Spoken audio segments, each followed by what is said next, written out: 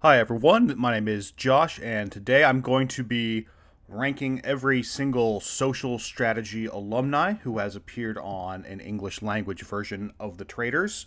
So basically, Traitors US and Traitors Canada, also one Australian player, and just going over whether I think they improved their reputation from their original seasons or hurt it on the show.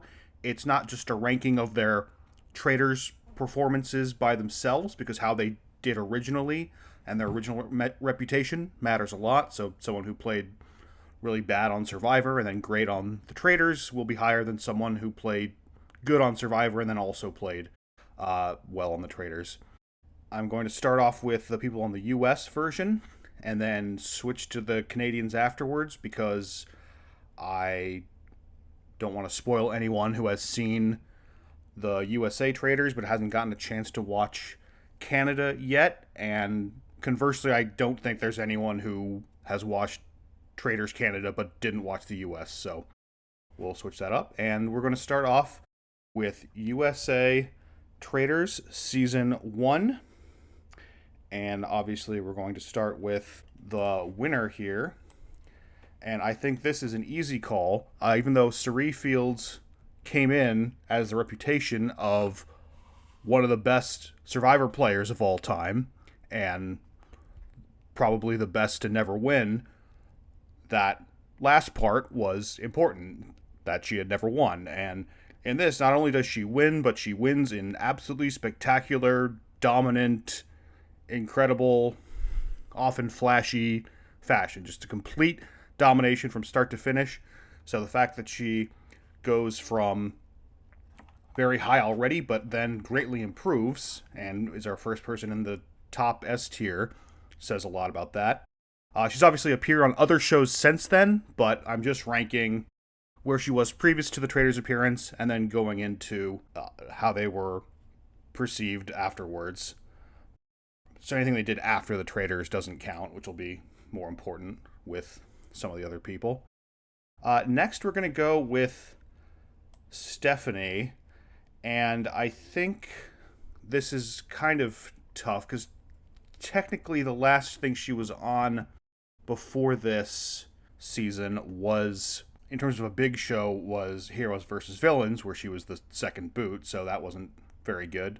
And then also she was on an episode of Snake in the Grass along with Sari and Rachel, and she was the snake and she did very poorly and everyone knew it was her immediately. So I think if Steph went straight from Palau and Guatemala and then went into this Traitors game where she did pretty well, 7th place, that's pretty good. And she was, as she was leaving, she was one of the only people to say that she kind of clocked Sari. Probably, if I recall, the only person the entire season to say that. So I'm going to say, because she did pretty well after 2 really bad appearances, she actually goes into improved. And as I said, I think whatever they did after their Traitors season doesn't matter. So Rachel Riley here obviously had an amazing performance coming back to Big Brother, where she was, should have been the fan favorite and got screwed by a twist after having an awesome summer. But just thinking about where she was before that, a couple years prior, she had been on Snake in the Grass as well, but also had won BB13, and this was her next big season after BB13. And I think even though she got 8th place, I actually think this was kind of a bad showing for her. And The Traitors is a show where I think the placement isn't as important in terms of whether you're coming off well or poorly, because by its very nature, I think going, unless you're a Victoria type, going to the end in Big Brother or Survivor is generally considered a boon. But you can be dragged to the end in Traitors as one of the worst players and you're surviving because of that reason. That happens a little bit more often. I'm actually going to say that she kind of hurt her reputation. Not that it matters, because then she was on Big Brother again afterwards to help redeem it. But it was kind of a bad look for her. She kind of went back into her the Amazing Race is fun and good phase. And by the way, the Amazing Race doesn't count. That's not a social strategy show. So none of the players who were on Amazing Race Canada. But anyway, Rachel kind of got very upset and emotional, and it was one of the only times I think in the entire show where Alan Cumming had to pipe in and kind of do his traditional hosting duties in terms of telling her to stop talking. And I think you need to vote Kate. That's the last thing I can say. Time for talk is over. I think it was just kind of a bad look. But it wasn't that bad of a look, as opposed to Cody Calafiore coming off one of the most dominant social strategy wins of all time after becoming one of the only players to finish in the top 2 twice, including having a win in Big Brother. If you're to rank the most dominant single game performances of all time in Big Brother, he's right up there. And on the Traitors, he was totally lost. He was making stupid mistakes. Suri and Christian were kind of turning on him, but it was only after he turned the tides against himself with some bad mistakes. He got pushed by them into murdering his friend, and Ryan, who's also here, we'll talk about him in a second. And then, just got banished. Just a really bad performance. And then I would say he's the first person that, when you think of Cody, the last thing you think of isn't necessarily his dominant game, but it was just a really bad look for him all around. I don't think there's any objections that he goes into greatly hurt. And then he does bad on reindeer games afterwards, but that's not relevant. And then this one is pretty easy. Ryan Lochte, if you don't know why he's here, he was on Celebrity Big Brother. He was a pretty early boot, but he was pretty likable. And he really didn't know what was going on in the game. He just they installed this Olympic training swimming apparatus / pool in the back, and he just spent all his time there and just kind of being affable. And then on the Traitors, he was just kind of hanging around trying to find secret compartments. So I think it's pretty much exactly the same. And then our last BBUS celebrity contestant is Brandi Glanville. And I think she had a pretty good performance on Celebrity Big Brother. And she had some pretty iconic lines, like I play Xbox when she's fighting with Omarosa and stuff like that. She makes it pretty much towards the end. And then on the Traitors, it's kind of a bad look. She's the second person banished because she had pushed for Geraldine to be the first banished, and then people were like, oh, you were wrong about that. And so kind of a bad showing, not as many iconic things happening for her, and just not quite up to snuff with her pretty good Big Brother celebrity performance. So I would say, as a social strategy person, which they're kind of in here as kind of a niche, but they're obviously, her especially, is thought of as contestant, way less of a contestant on social strategy shows than she is as just, being a housewife on a million episodes of that. But if you're just looking at her social strategy performances, I think that's where she goes. And that'll do it for the Traitors US Season 1. Okay, so moving on to Traitors US Season 2, we have one of the winners, CT, obviously one of the most prolific reality TV stars of the last couple decades, been on well over 20 seasons of The Challenge at this point. I believe he was named as the #1 reality show contestant of all time by a bracket that The Ringer did back in 2020.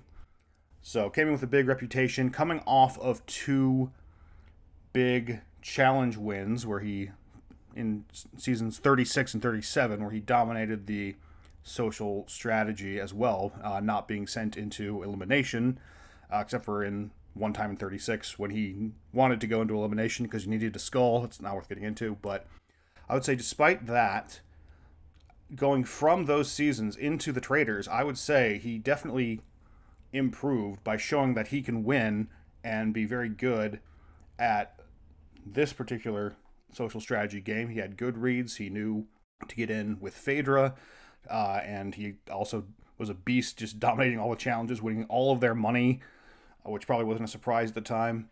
And again, after winning the Traitors here, I think he's had some really bad challenge appearances, but we're not ranking that. We're not factoring that at all.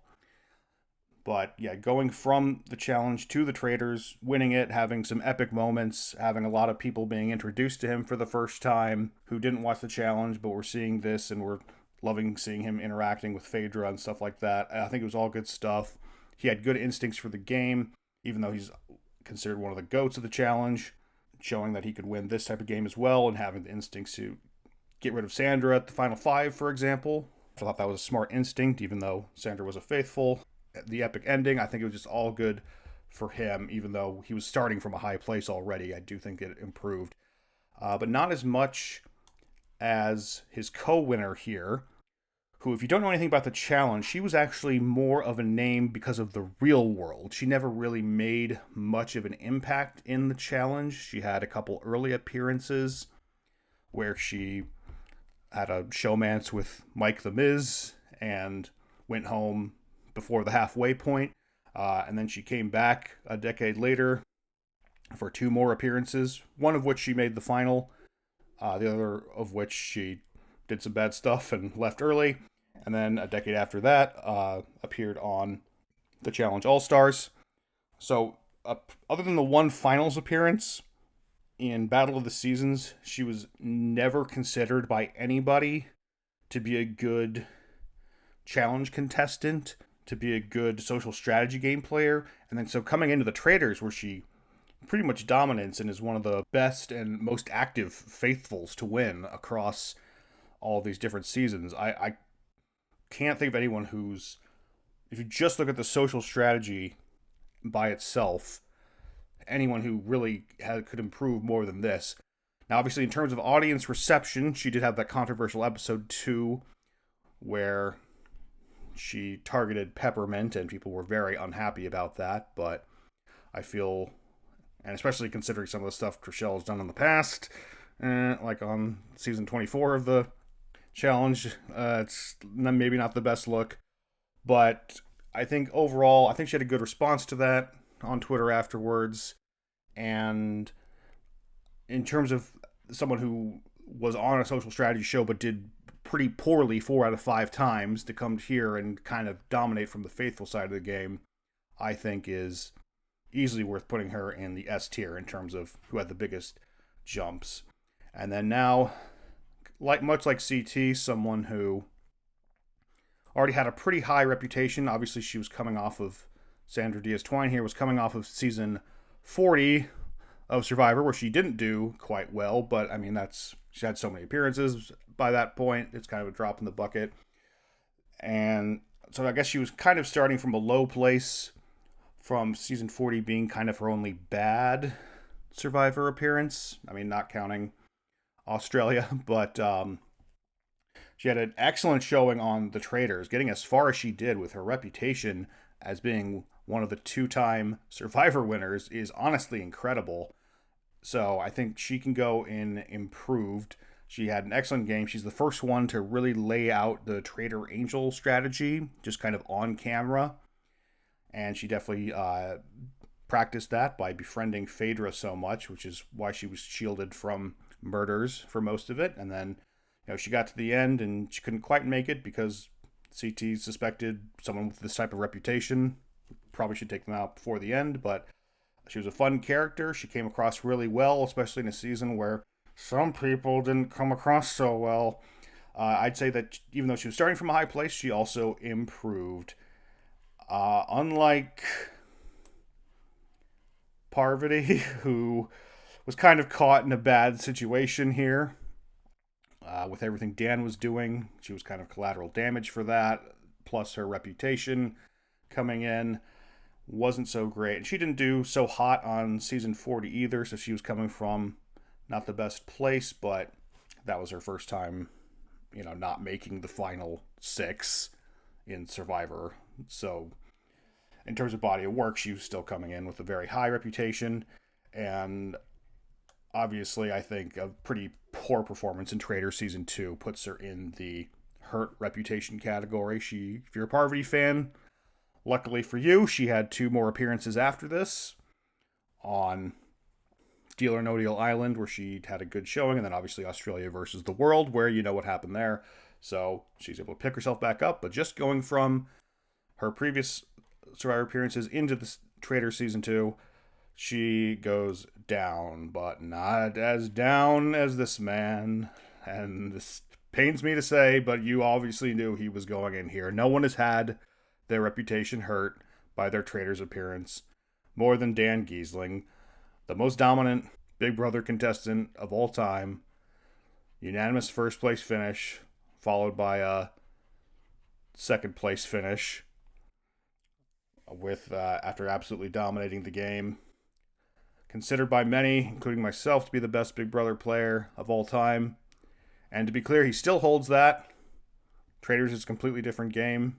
But yeah, he was very, very bad on the Traitors Season 2. And you know why if you've seen it. He decided to be quiet. He kind of blew up the other Traitors, kind of Parvati by accident because he was friends with her, but Phaedra intentionally, which was kind of a dick move. So in order to try to save himself, so he came across poorly on a strategy front and also kind of poorly to the audience. And yeah, it really sucks. And I kind of wish he wasn't on the show because now people don't have the same reverence for him. But when you're talking about just Big Brother by itself, his reputation should stay the same. I don't want anyone to use the Traitors to say, oh, it turns out Dan was never good. No, it's a different show. And yeah, he did bad on this one. But listen, one of the reasons that he did so well on Big Brother is because he's able to really spend some time. You know, the Dan's funeral was possible because he was sitting down and talking to Jen City about her stupid band for 4 hours, right? So that's not something you have the time to do in the Traitors. So still the GOAT for Big Brother. An awful Traitors player who hurt his reputation, and now the Traitors is what he gets talked about a lot, which is a shame.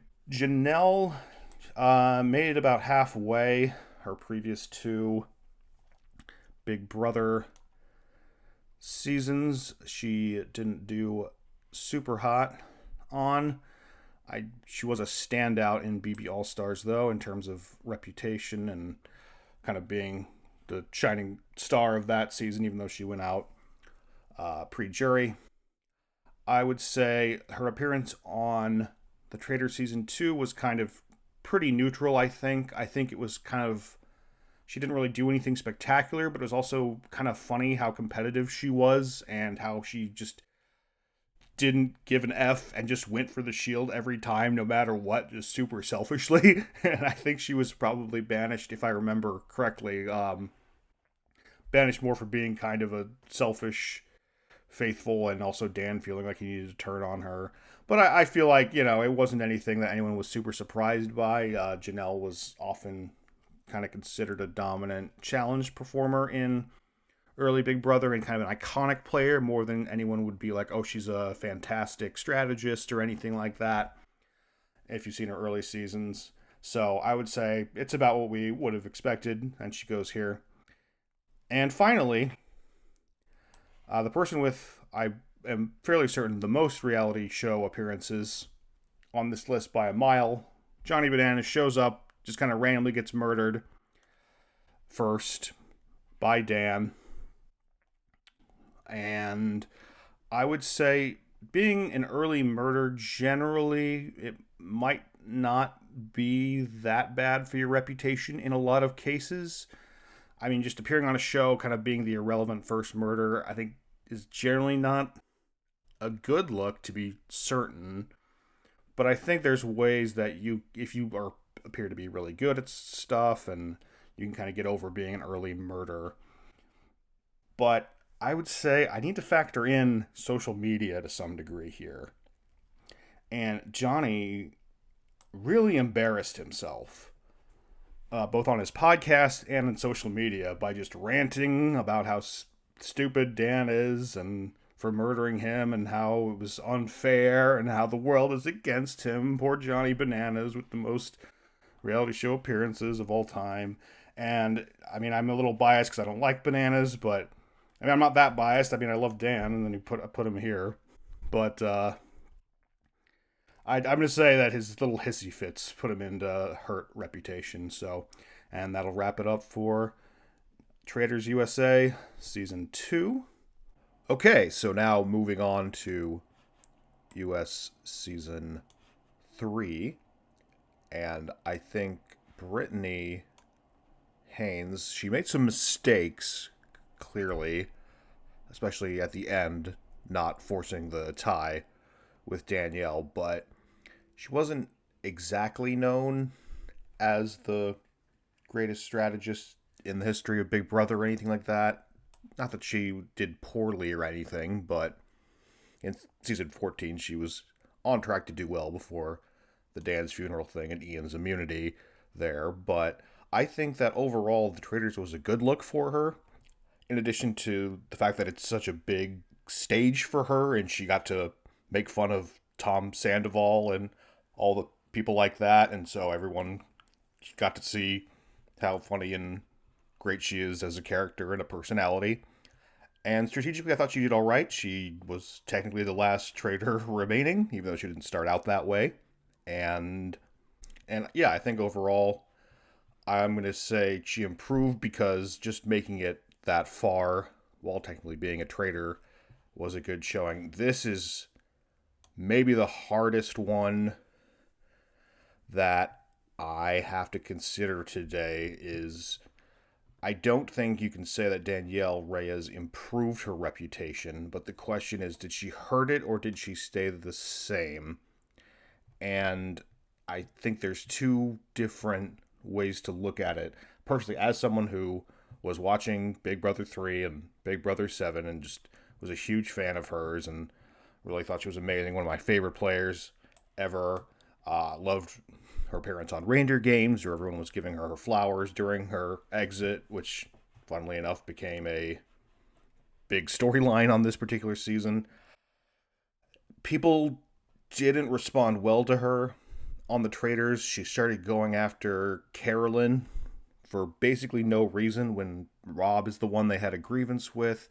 She had that challenge where you put people's faces up for immunity to get the shield, and she was messing around putting other people up, and people were like, what are you doing? Alan Cummings said that he thinks she was one of the worst traitors ever.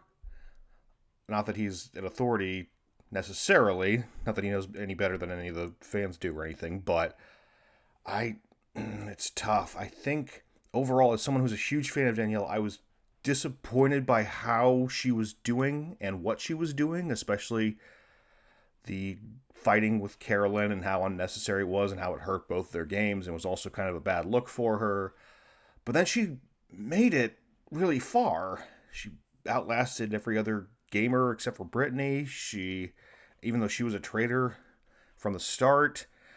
And so I think that's impressive, but when I think of Danielle, I think, yeah, I mean, she had some iconic moments like at the round table, but I think before this season, I always thought of Danielle as one of the best, and she had her moments where she was calling Roddy the devil and everything, and not necessarily getting along with everyone, and getting into the fight about, Jerry washing his hands and stuff like that. So she could mix it up, but I always thought of her as one of the strategic greats, and I just don't think, even though she lasted long, I don't think her strategy was very good on the Traitors. So I kind of feel like, just in my personal estimation, it hurt her in terms of how I think about her, but it's kind of tough. But I was still rooting for her, even despite all that. I was still rooting for her and Brittany to win, and certainly over all that group of random faithfuls who ended up winning. That was terrible. Famously, this man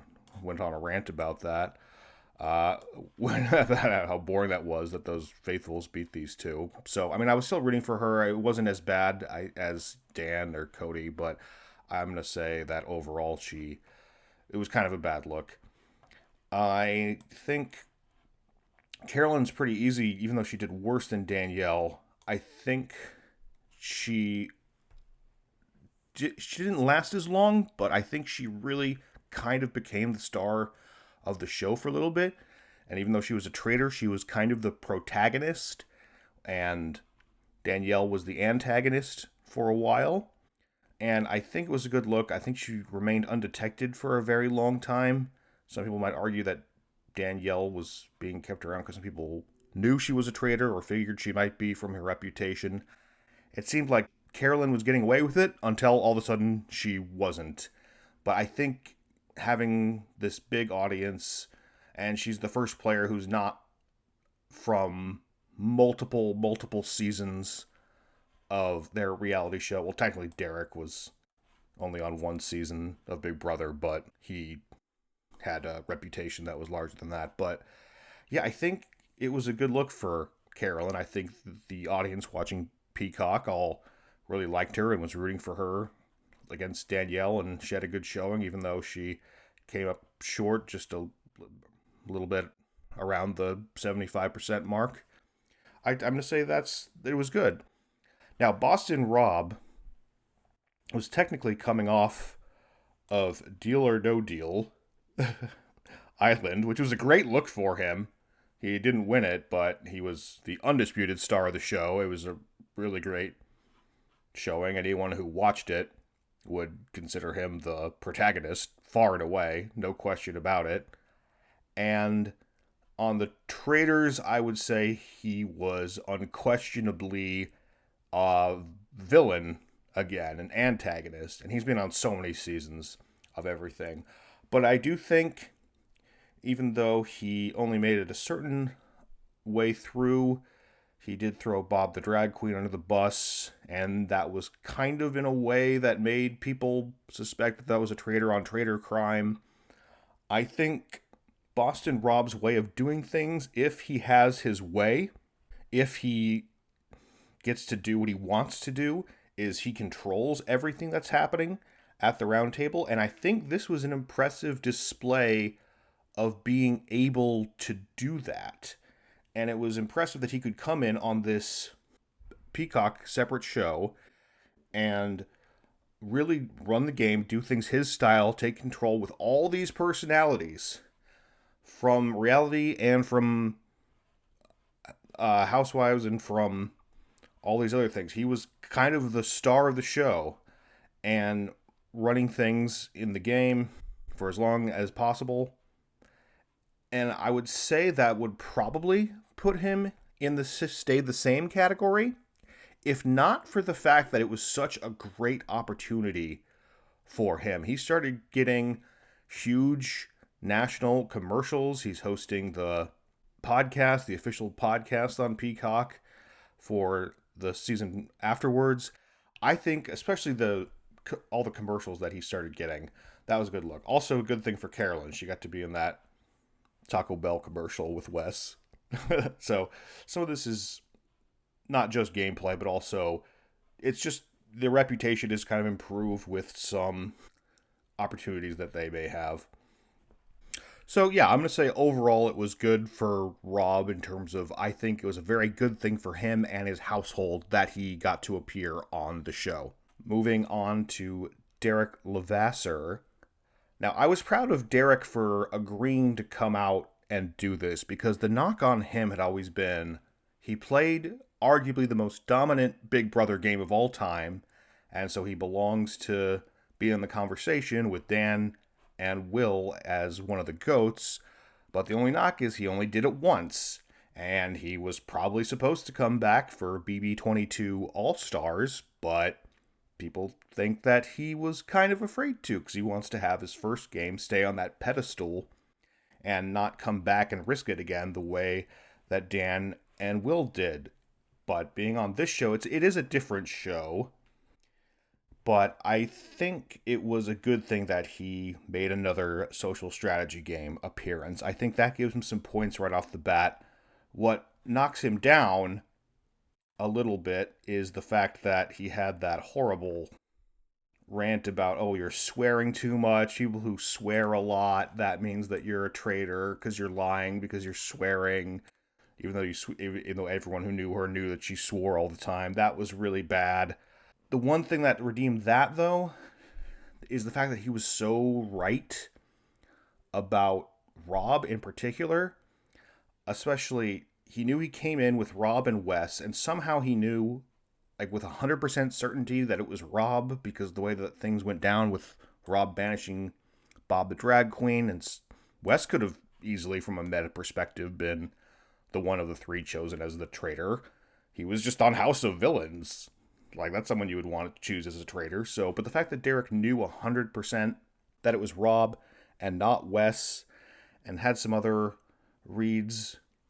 So I do think it was an interesting look for Derek and the way that he kind of became Boston Rob's Inspector Javert in a way, and was just one step closer to cracking the case and proving it to everybody. I think that was kind of a fun look for him, given his occupation as an undercover detective, and I want to give him some leeway with just the fact that he agreed to show up, but he didn't embarrass himself except for that one conversation talking about using profanity, and also on Twitter replying to Mike Bloom about Dylan was kind of embarrassing too, and that's kind of become a meme, but he's rolled with it. I'd had fun with it afterwards. So I'm going to say stayed the same overall, because there's some good things and some bad things, and his reputation coming in was so high that I think it's a compliment to his Traitors game to put him in stayed the same overall. I cannot say the same.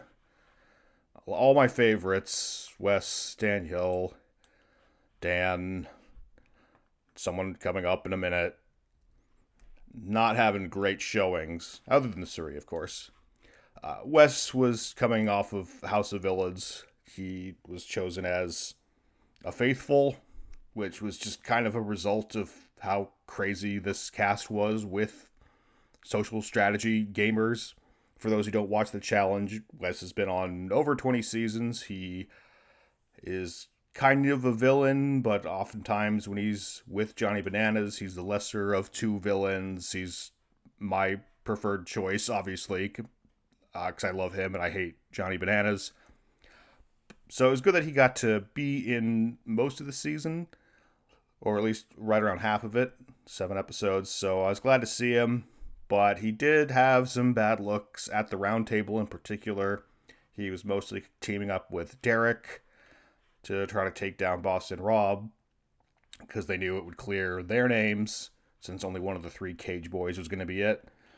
And so he was kind of Derek's sidekick, which is kind of not a great look necessarily in terms of the editing, focusing on Derek being the one in charge there. And then just at the round table, he had that little outburst, and Brittany and other people were really turned off by it, and I think they banished him, even though there was probably some idea that he might have been a faithful. So, and yeah, that one round table where he left was just not a good look. He had Brittany and some others being upset with him, and I think he was a little bit too theatrical and didn't realize how that would look to everyone in the room who's not used to the theatricality of the challenge, especially since he just came off filming House of Villains a week prior, where everything's very exaggerated and you're supposed to be an exaggerated villainous version of yourself, which he already does on the challenge with all his confessionals about how he's the mastermind or whatever. And so he tried doing that here in the Traitors, and he didn't realize how all these civilians and non-gamers would respond to that. So I think they were kind of like, all right, let's just get this guy out of here. And so I think that's a bad look, but he's on so many shows. I mean, who cares? He had just completely dominated the season of House of Villains like a week before. I mean, I know he got embarrassed a little bit by Jesse in the end, but remember, he made it to the end and he got half the jury votes, and Jesse got 0, so who was really hurt by that? Jeremy Collins, this has easily stayed the same. He didn't really do that much. He wasn't around for very long. He kind of got murdered. He was right about Danielle, so that's a good look, but he didn't make it very far. I don't think he improved his reputation. He was known as a very good game player. I think that his plea to not get murdered by saying, if you don't murder me, I'll work with you, that was at least interesting. That was something. You got to try to not get murdered as a faithful. I was glad that he was trying at least. But, he didn't make it very far. I think his suspicion of Danielle was a little too on the nose to the point where she just decided I have to kill him, even though he was friends with Carolyn and probably has some degree of friendship with Boston Rob. They went along with Danielle saying he has to die because he suspects me. He was too open about it, but still some good stuff. Not really a major character on the season, and I'll just say stay the same. And then Tony, oh, it's so hard because he's coming in with a reputation of Survivor two-time winner. But Sandra also did that, but her 2 wins were a little bit more passive, and his 2 wins he made him considered the greatest Survivor player of all time. But he's coming in at the same time with Boston Rob, who's an even bigger name from Survivor than him. But Boston Rob couldn't be banished until later. It's tough because he has such a high reputation coming in, and then the fact that they didn't make him a traitor. Some people said that was what doomed him, and I think that could be true to some degree. If he had 2 other people backing him up, then I think he might have been more loyal to the other traitors and they could have helped get some suspicion off of him, maybe. But I also think it would have been really bad if he was a traitor and then he got banished second. So, I don't know. The tough part is that right after this, then he does Australia versus the world, and he goes out pretty early there. So I think it's kind of like you start to think, is Tony someone that they can't really put on these shows because he's just not going to do well anymore? Because everyone has seen him after the insanity of everything that he accomplished in Winners at War. So, I mean, just being the second banished kind of makes me want to put him in hurt reputation.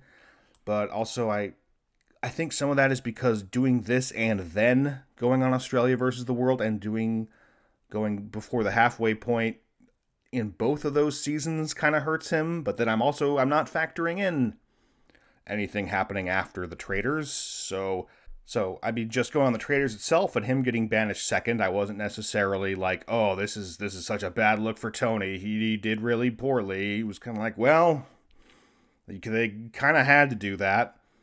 They kind of knew what they were doing. So I kind of want to say,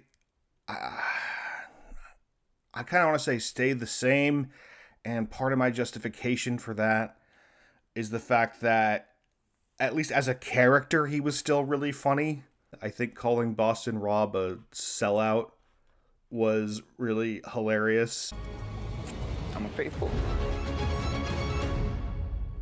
You're a sellout, bro. And the random fight with the Bob Harper in that one challenge. And he's like, hey, what are you looking at me for?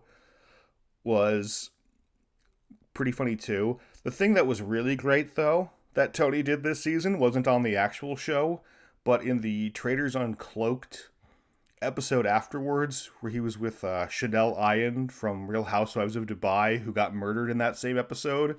That was an amazing episode of Traitors Uncloaked, just the 2 of them talking. It was so funny. Him explaining, social strategy game concepts to her. She doesn't understand it, and they're riffing off each other. So that's really funny. They had a great dynamic in that one.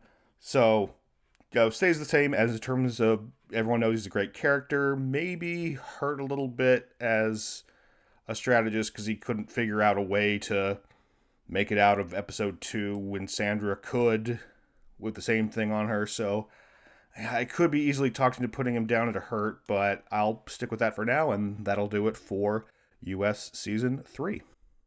Okay, moving on to USA Traitors Season 4, the one that just aired. We'll start with Natalie Anderson as the one who made it the furthest out of all the gamers.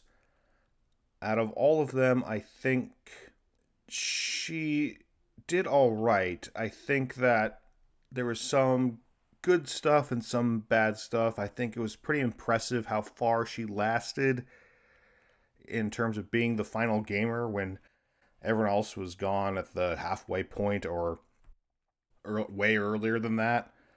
So I think overall, kind of a mixed bag for Natalie. She did have that scene at the execution murder where she was insisting on the antidote and it results in Yam Yam dying and everyone getting angry at her.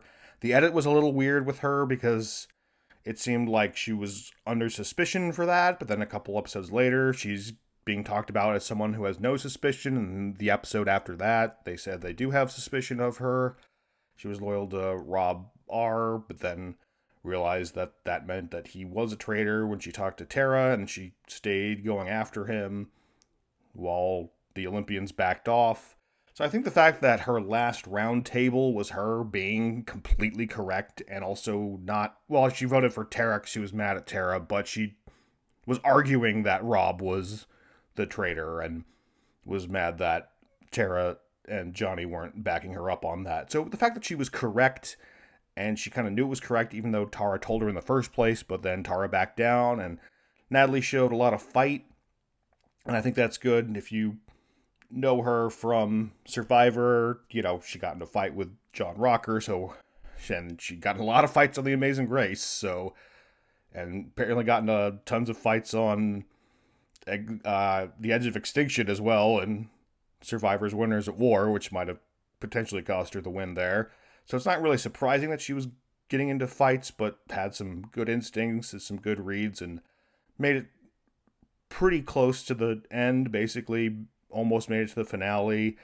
I think it didn't improve her reputation because I mean technically she is a person who finished first on Survivor and then second, so that's even though it was she was also the first boot, but she came back, blah blah blah. I would say I'm gonna stick with stayed the same for Natalie. Now Yam Yam is an interesting case, and I'm going to put him somewhere that I'm going to have to defend. But here's my argument. I feel like the audience absolutely loved him. He was a great pair with Carolyn. He was a great winner. He was very funny. People loved his final tribal council performance.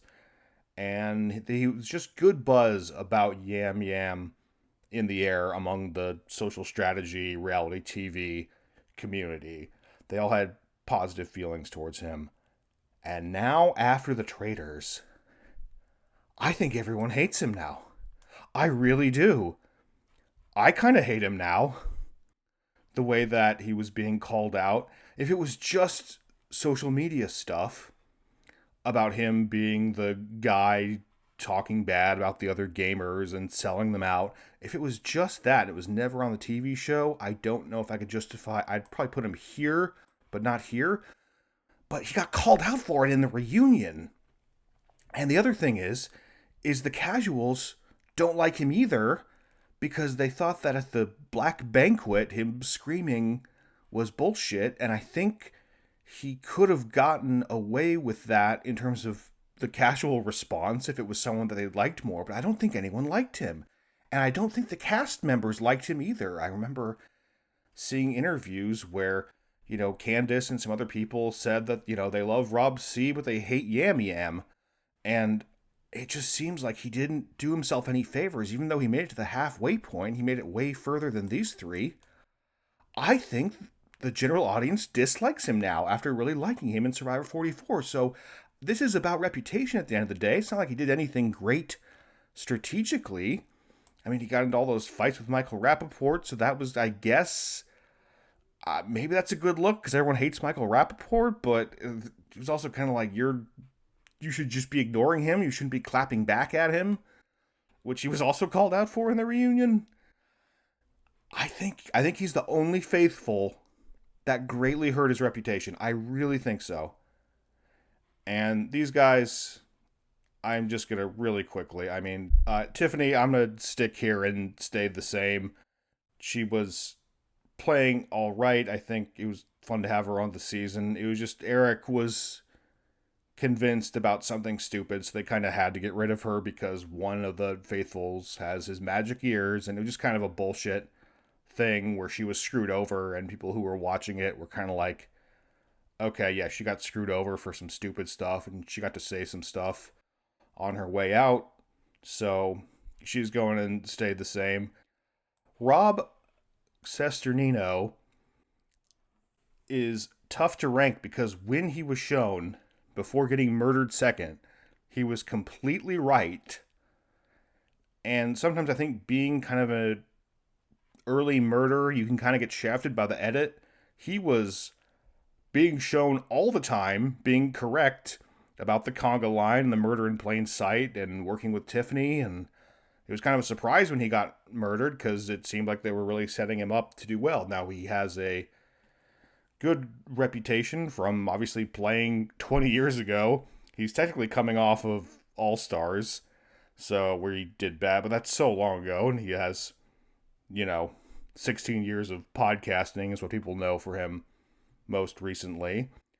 And I just think, he was an early murder, so I can't put him in improved, because he just didn't last very long. But I'm definitely not putting him in hurt reputation, even though he was out so early, because he was right all the time. And I think people really liked him. It was a great opportunity for him. He got to be on People magazine and all this stuff after so many years of being behind the scenes doing the interviews and everything, being a contestant again. And everyone kind of wanted him to stay longer. So I'm going to say his overall reputation stayed the same. And that's a pretty big compliment considering how early he went out and how good his reputation was coming in. And finally, Ian, I don't think being the first murder is necessarily going to always hurt your reputation. But if you get no screen time in the time it takes and you just become completely irrelevant, I think that's a bad look. I think that might hurt you from getting cast in future reality all-star things in the future. It's like, oh yeah, he was on there, but they didn't really show him. And he just really liked backgammon. That was it. If you didn't watch either of his Big Brother seasons, you would have no idea who this guy was. You're just the guy who sat there and played backgammon. I mean, if you watch that first episode, it is surprising how little content he gets considering that he's the first person to leave. Like when they're all arriving up to the manor and doing the secret traitor reveal, he gets no introduction. He gets no time to talk. He gets introduced a little bit later, right before he dies. And I just think being kind of irrelevant like that, even though there was some time for you, is going to maybe hurt a little bit. Not by much, but I would say it hurts him in the sense that he's probably less likely to be cast on something similar in the future now, is kind of my main point. But hopefully that's not true, because I love Ian, everybody loves Ian, so hope for more opportunities for him soon. So yeah, another person I really like that I have to put down here in hurt reputation. It's a bunch of people I like, and then also Johnny Bananas, who I hate. But that's this category right now. And so that is going to do it for the most recently completed Traitors season, US Season 4. And with that, we're going to move on to North of the Border. Alrighty, so now we are going to move to Traitors Canada. And so if you haven't seen that, but you want to, go ahead and click off now. I'm going to be spoiling all 3 of the seasons there. So as for right now, the candidates down here are in alphabetical order by season. So as I get started, I'm just going to rearrange them to be in finish order instead. And then so then we'll go one by one, starting with 1 and Kuzi, who I think is pretty easy to place because she was kind of the breakout star of BB Can 11. She finished in 7th place, and then she came to the Traitors, and she was a traitor and finished in 7th place again. But I think it's more impressive if you're a starting traitor. She was kind of the star of the show here, especially once Kevin was gone. And I think that her personality really shined through. It was especially good for her to get this chance since a lot of fans didn't really vibe with BB Can 11. Some of them turned it off because of the lack of live feeds and everything like that. So having an opportunity here is absolutely a big win for her. She played pretty well and was kind of a big star, so it was just a great platform for her overall, even though she didn't make the top 6 yet again, finishing in the same place. But hey, as a starting trader, that's pretty good. Kevin, I think, was really fun too, and especially if anyone watching Traitors Canada was watching him and didn't know exactly who he was, he would have absolutely kind of stood out as someone that is also kind of the star. The problem with it is that he finished in, I believe, 11th place, which isn't too hot. But I'm not going to put him in hurt reputation because I think that he had some amazing reads while he was there. I think he kind of decided he was going to play the Traitor Hunter strategy, and he immediately was successful in identifying one. It was pretty crazy. He identified Melissa based on the first round table and was completely correct in every possible way. So, I mean, that's very impressive. He was kind of the go-to person for confessionals and everything, and eventually he was banished kind of not as much because people thought he was a traitor, but because of the fact that he was kind of saying, yeah, I'm a strategist, I'll play a selfish, faithful game. Obviously, there was some part of them that thought that he might be a traitor since he was one of the big names of social strategy games and is the winner. But yeah, I would say he'd say the same because he was really entertaining and impressive in the time that he was there. At the end of the day, he did get banished for reasons that were indeed his own fault. So I can't put him in improved, but I also can't put him in hurt because he was impressive and kind of the star of the show while he was there. And it was just a fun time. It was overall a good appearance for him. Erica, unfortunately, I'm going to have to say, being the first person murdered is not necessarily going to put you in hurt reputation, but this is kind of the same case, almost exactly the same situation as Ian here, where there was plenty of time in that first episode before the first murder happened, and she just did not get content. It was blink and you miss it. She was gone, despite being the only person coming from Survivor, the only person coming from a US show. She just instantly got murdered and didn't have screen time while she was there, even though there were chances for it. So I think that is going to hurt her much the same way it hurt Ian. People will be like, well, maybe we shouldn't cast her on something like this in the future because she was on this other show and was completely irrelevant. Moving on to Traitors Canada Season 2. And as we get into 2 and 3, I have a couple caveats here. Netta is not one of them. I think you all know where this is going, if you've seen that season. I am not ranking these in terms of who improved the most or who did the best or anything like that. Within each tier is just kind of by season, chronologically, starting with the US. But if I were to rank who improved their reputation the most out of all of these players here, number 1 is Netta, for sure. Because she had a great reputation coming out of BB Can 2. It was tarnished quite a bit in her next appearance. And she kind of became the villain there and went out halfway through and wasn't liked very well and just absolutely gained a ton of credibility by completely, I don't want to say dominating Traitors Canada Season 2, because a lot of it, she was purposely working in the shadows. But the fact that she was able to be in the shadows at all in the first place was impressive. But she played a masterful game. She was a traitor from the very start. She wasn't suspected, which was absolutely insane because she's the only Big Brother Canada English version. candidate there, when one of the only two people who had played on a social strategy show and was known for being a good strategist in BB Can 2 especially. And I think they knew who she was, but I mean, that season was an absolute cluster. If you haven't seen it, it was like that's the Survivor Gabon of the Traitors. Basically, she was there with a bunch of lunatics, essentially. But there were some good players who were there that she outfoxed, including her fellow traitors at the end there. And yeah, she goes into like the final 6 or whatever with like very little suspicion, 1 or 2 whispers, but a totally dominant performance where she completely fools and tricks this person.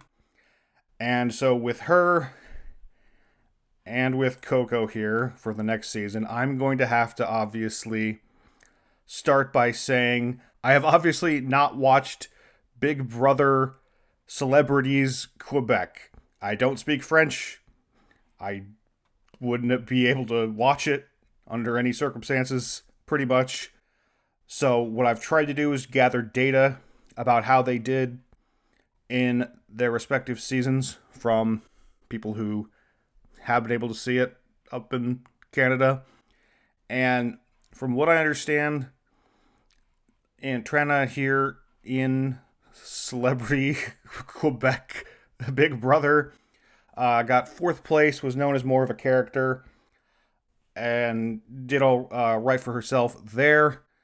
And unfortunately, I'm going to say, if you're judging someone based as a social strategy game, this was one of the worst Traitors Faithful performances of all time. She got 2nd place, losing to Netta, but that was kind of the issue there. The reason that Netta took her to 2nd place was because she was so unbelievably wrong. She kind of became a meme for how wrong she was about absolutely everything the entire time. I think in the final 6, may have been even earlier than that, she said that she suspected every single person in the game of being a traitor except for Netta, when Netta is the only other person who came from a social strategy show and she was known as a strategist, and the only other person who came to the show from a social strategy show is you, and you know it's not you. How could you possibly not put it together? And I don't know, it was kind of enjoyed in a somewhat ironic fashion, even as she leaves after Netta reveals herself. Trina's like, oh, well, I guess I'm just the worst player of all time, and that's pretty close. And it was pretty iconic. It was very entertaining, and so maybe if that's what she's going for, then she's become more iconic.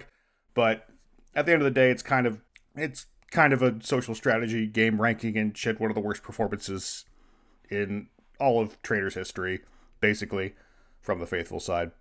Moving on to Canada 3, and the only player who isn't from some version of Survivor, Big Brother, or The Challenge, we have Dom from The Mole, the winner of Traitors Canada Season 3, along with Jade Hollywood. And The Mole is absolutely a social strategy show. You don't vote each other out, but you have to share information and know things about the other players and everything like that. So I absolutely put it in the same category. And on The Mole, on Netflix, Dom was a big personality who went out pretty early, but because he was such a big personality, there was some kind of BS producer twist where he could re-enter the game as long as everyone agreed, and he'd be re-entering the game as someone that they knew wasn't the mole, which was kind of weird. And most people were on board with bringing him back, except for this one lady who had never spoken before up until that point. And she was the one person who said, no, kick Dom out of here. And then that lady exited the game later that very same episode after not speaking for the first 5 or 6 episodes. I remember on the podcast,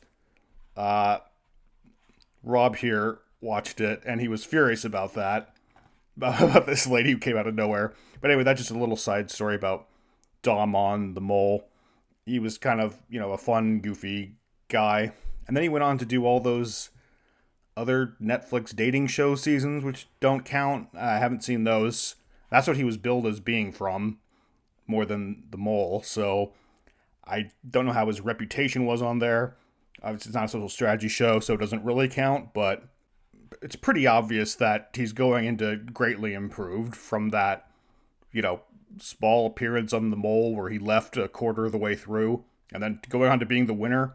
Even if he wasn't the dominant winner, his partner in crime, Jade Hollywood, was kind of the brains of the operation and was the one always getting the shield. But Dom had some impressive moments too, even though he was floored by Venus and was tricked by her. He and Jade ultimately had the correct strategy in terms of, we know each other are faithful, so we'll go to the end with each other, and they executed it very well. Dom played his part very well, in addition to Jade, even though Jade gets most of the credit, which is correct, but I still think Dom greatly improved his reputation, going from the mole to the Traitors. And I would say I would almost put Coco in that same category, except for, from my understanding, she's considered one of the best Quebec Big Brother celebrity players, and they talk about it on the show, so there's a little more context for it this time than there was with Trana, who didn't really talk about her Big Brother Quebec experience. But obviously Coco had a great showing. She was kind of exposed early on. She was pretty unquestionably the star of the show the entire time. And even though people kind of knew she was a traitor, she did fool some people and was kept to the end on purpose after Kevin tried to pull a Dan Giesling on her. So it was a very impressive showing. I think people thought she might find a way to survive, but as kind of expected, she was cut at the final, or at the Fire of Truth ceremony. Or I don't remember if they call it the same thing over there. But yeah, no, she was a big star. And the only reason I wouldn't put her in greatly improved is because apparently her, from what I understand, obviously you haven't seen Quebec Big Brother, but from what I understand, she was considered very good there, made like the final four multiple times and stuff like that. Now, but I obviously have seen Survivor 46, where Venus was a big character, but not known as a great strategist. And I wouldn't say she was the greatest strategist on the Traitors, but being a traitor since mostly day one, I think she did a very good job. She was another one of the stars of the season. She did better than Kevin, obviously. I'm gonna say she improved. She showed more strategic chops, but she can't go in greatly improved because she made a huge mistake on her final day. She became really preoccupied with this game where you had to switch the shields around, and she kept asking questions and wouldn't go with the flow, and everybody started being like, huh, that's weird.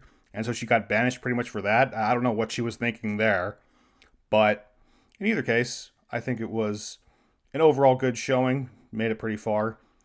And she'll go to improved. Omer is kind of tough because he obviously came in with a big reputation as a big strategist on Survivor 42. And if you just look at the results on paper, he came in 15th place out of 22 on Traitors Canada 3. He was banished as a faithful, which doesn't sound very good. It sounds like he should go into hurt reputation, especially since he was out negotiated by Coco in the vote, and it was turned on him instead. But I'm not going to put him in hurt reputation because while he was there, he was pretty much right about every single thing. He was right about Kevin being one, and he correctly identified, well, I'm not going to try to take him out. I'm going to have him be my traitor angel. And they're a little bit more open about being able to talk about that in Canada for some reason. So he had the right idea there. He knew it had to be Coco as the other one, especially after Kevin's little outburst. And then, yeah, the theme of his boot episode was, even though he is correct about everything, Coco kind of said, oh, well, just because you're correct doesn't mean that you're going to be able to convince everyone else to vote the same way as you. necessarily, which was very interesting. And so he ended up being banished for that. But I think I'm going to say, yeah, stayed the same. He also had a really nice scene at that round table before he left where he was talking about his friendship with Kevin outside the game and how, as a Muslim man, being friends with a Jewish man was good for both of them and with everything going on in the world. So that was a really nice scene, and he was right about everything. So I'm going to keep him and stay the same despite coming in with a huge reputation and not doing so great in terms of actual placement. But speaking of Kevin, if you watch the season, maybe you might not automatically think he goes here because, oh, he was just trolling or whatever. But Kevin had a giant meltdown, basically. And some of it was like, I don't care about anything. LOL. I'm going to try to do the exact same thing that Dan Giesling did, and I'm going to throw my fellow traitor under the bus, even though there was some other stuff going on. And I wasn't. It was, in some ways, it was worse because he wasn't in super danger of getting banished that round. He decided to basically blow up his own game along with Coco's and just be like, I know she's a traitor. When she stands up there, she'll say that she's a traitor, and I'll prove it right. And I understand why he kind of came to that conclusion, because he thought that for meta reasons, everyone would know that he was a traitor with Ty being gone, and Coco kind of forced him to get rid of Ty. And so he kind of thought, okay, well, now that there's not another Big Brother Canada winner here with me, then they'll know it's me for meta reasons. And I guess there was some of that, but and then he just decided, oh, I'm just going to be a troll. I'm just going to do the exact same thing as Dan. And yeah, it was a bad look, even if he was just kind of YOLOing it. I mean, I don't think that's a good look in and of itself. And also, I think, Coco is very likable to the other players and to the audience. So try to do this move to try to screw her over is also just a bad look in terms of being a great guy and stuff like that. I mean, the one nice thing is that he did get lots of screen time, and then that moment Omar talked about, even though it happened after Kevin left. But yeah, overall, I don't really have a choice but to put him down here with the other people who have hurt their reputations after coming in with such a incredible Big Brother Canada game. Just kind of trolling around is not what you want, especially when it causes you to go home when you otherwise might not have. And the final player here is Ty, and Ty was brought in and he was killed because of some total BS. He was basically killed because of the fact that the traitors wanted to recruit him. And this was the first murder, and basically Kevin wanted to bring him in. He convinced Coco to bring Venus in as the other one, and then one of them had to die, and Kevin relented and let Ty die, which is also a bad look and why Kevin's down here. And so under those circumstances, you would think, I mean, he was there very briefly. He only died because of a twist. Kevin wanted to recruit him, given that he's the other big BB Can winner. So Kevin obviously thought, okay, if he's revealed as a traitor, they're going to say, oh, they wouldn't pick two BB Can winners. So you would think just being screwed over by a twist like that and being the first murdered wouldn't hurt you, except for the fact that Ty's whole reputation is based on how great he is at challenges, and in the only challenge they did, they lost because of Ty. He messed up, he forgot the gold pieces back and had to go back, and they ran out of time, and it is very rare for them to lose these challenges across the entire series in every country. They mostly win the missions, except for I think they did kind of bad in US season 1, but other than that, yeah, he single-handedly cost them a mission and was very bad at the challenge, and people were like, what the hell? Ty, you're the guy who won his way to the end essentially by being so good at challenges. So just for that reason, I'll say hurt reputation. So that finishes all of Traitors Canada, and there's only one person outside of the US or Canadian Traitors to play a social strategy game and then go on the Traitors, and that is Luke from Australian Survivor, playing Australian Traitors Season 2. So, spoilers for that if you haven't seen it. Luke obviously coming in with a very good reputation from his 2 seasons. Some little messy on social media sometimes, but was kind of a breakout fan favorite on those. I would say that if you haven't seen Australian Traitors Season 2, that is a season unlike any other season of the Traitors. I mean, so Canada Season 2 is kind of like a crazy Gabon-like thing where everybody's loud and wrong and crazy and getting into fights all the time in kind of a fun way. Australian Traitors is, I mean, I can't even really explain it. There's plenty of YouTube retrospectives on it, but it's unlike anything else. And basically there's a guy at the center of it who's kind of a sociopath. And Luke is there, and he ends up getting 10th place out of 20 and gets murdered right after his partner in crime gets banished. And if you've watched it, he kind of gets killed off halfway through. But before he does, he is the hero of the season along with Annabelle. So I don't know anyone who would watch Australian Traitors Season 2 and not be rooting for him and Annabelle, who now is podcasting with Puya about the various seasons. But yeah, I mean, he was right about everything. He was one of the only people to see through Sam's BS, and he was pretty much correct about everything, and he saw Sam throwing another traitor under the bus and clocked it, as well as Annabelle, and they bid their time. They tried to do the right thing, but it's just that everyone else was just way too stupid. Like the Traitors Canada Season 2 faithful were stupid in a fun way. These people were stupid in a frustrating, annoying, sheep being herded kind of way, and it was really bad. So Luke looked amazing in comparison to all of them, both the Traitors and the other faithful. So if you watch it, yeah, you're going to walk away from it saying Luke is great.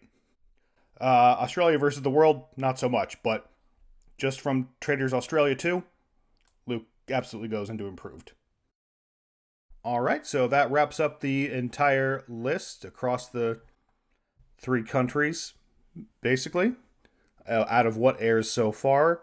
Once the next Australian Traitors comes out, and the other seasons across it that have people from existing shows, might update this a bit. But yeah, just wanted to put that out there, and let me know if you disagree or have any comments.